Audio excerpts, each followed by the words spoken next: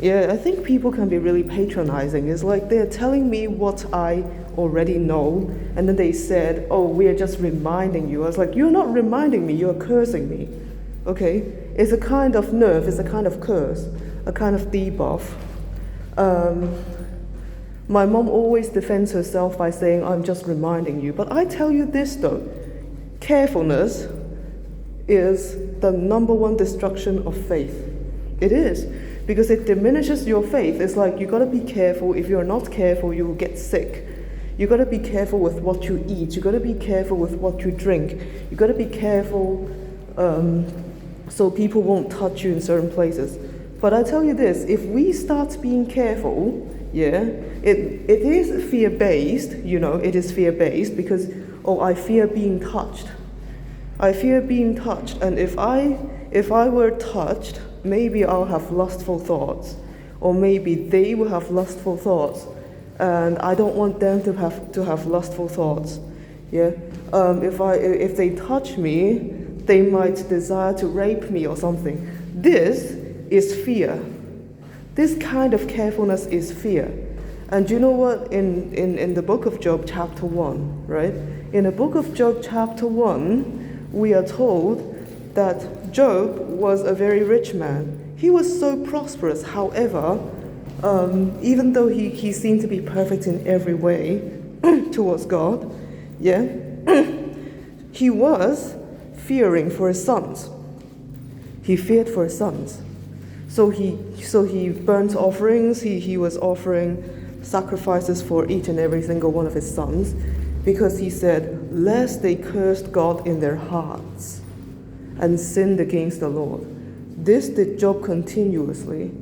So yes, he was careful, he was cautious, he was trying to protect his sons, through the offerings, to make sure that their trespasses are always covered. However, this fear-based offering ironically destroyed his sons.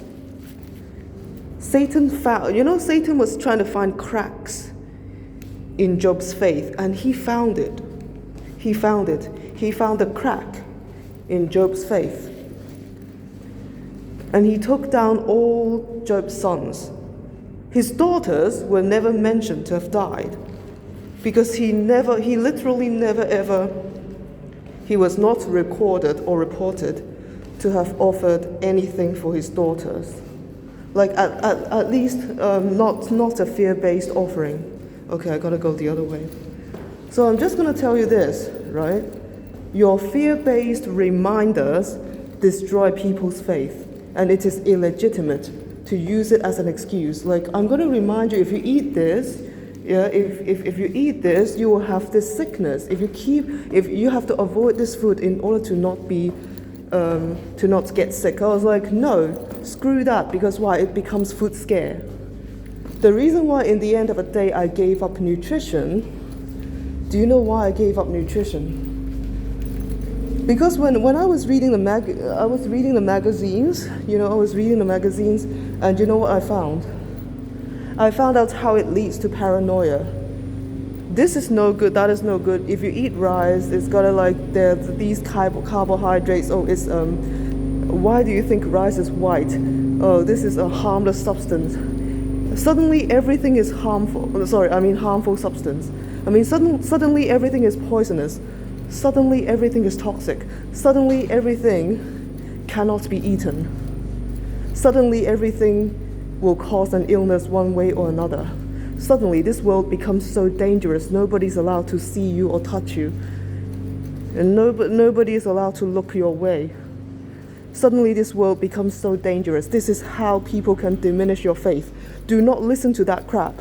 If you had been brainwashed before, if you had been indoctrinated with these fear-based ideologies or philosophies or whatever, you're telling you to be careful, I was like, ditch that, because it's not only is it going to destroy your faith, it's going to destroy your purity, your innocence, your everything, because they tell you. Once upon a time, there was a missionary who went to a tribe, and he was like, look here, you gotta believe in my gospel. Okay, that's what he said. Believe in my gospel. If you do not believe in my gospel, you're going to hell. And then somebody asked him, are you saying that our ancestors went to hell because they never ever heard your gospel? Okay. You know what he said? He said, oh, God will not hold it against them because they were not told. But now that they were told, he will hold it against them. And then the tribesmen were the tribesmen, they were not stupid. Savages are not necessarily stupid. You know what they said? Okay, you know what they said? They said, why did you tell us then? Why did you tell us then? When you tell them, you destroy their purity, you destroy their faith. Okay, maybe this example is not good enough, but it's not good enough, but then I can tell you, I can illustrate to you from that story. The point is, if you tell somebody something, you say you remind them that this is going to have consequences. But the point is, what if what you said is diminishing their faith and literally destroying their purity and innocence? That's why I refused to listen to it. I said, Mom, you gotta shut up about this. Because she has already been cursing me since day one. It is a curse, it is a debuff.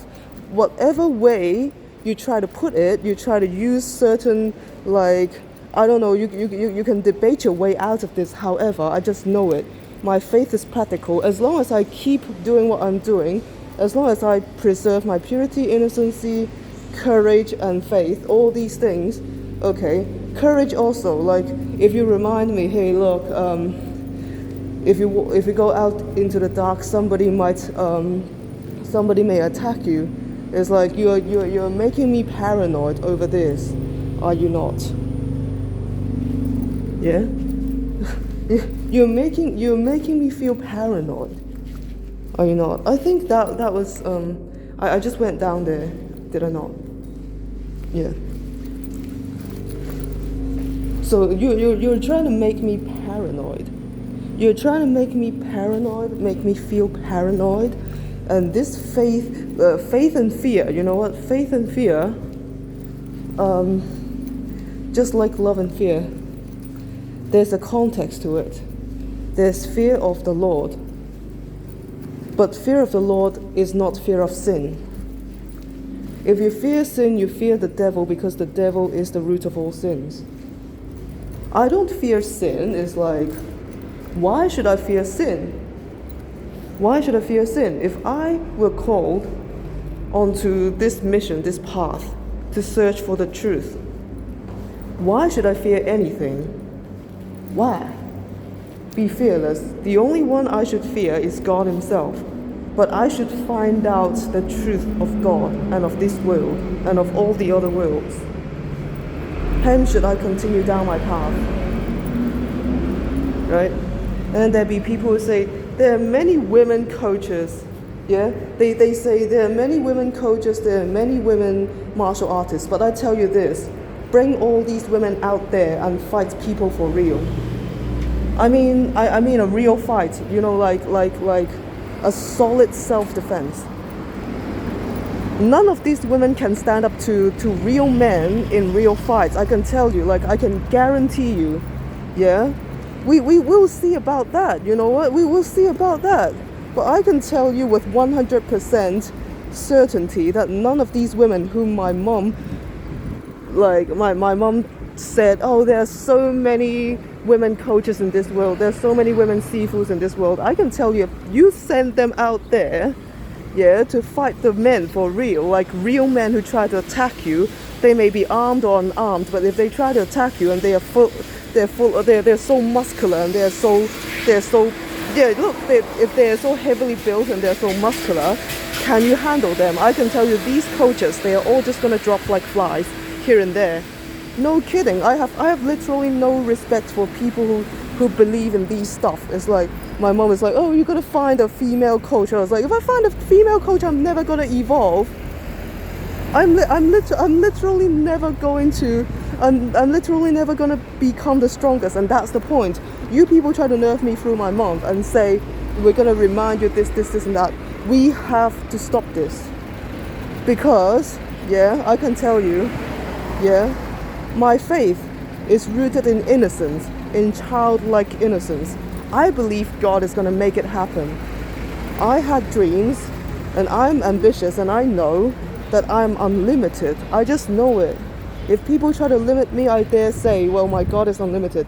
He's my dad, you know. If I ask him for something, he's going to give it to me. Because he's my dad. These people, they don't get it. They will never get it. They will just never ever get it.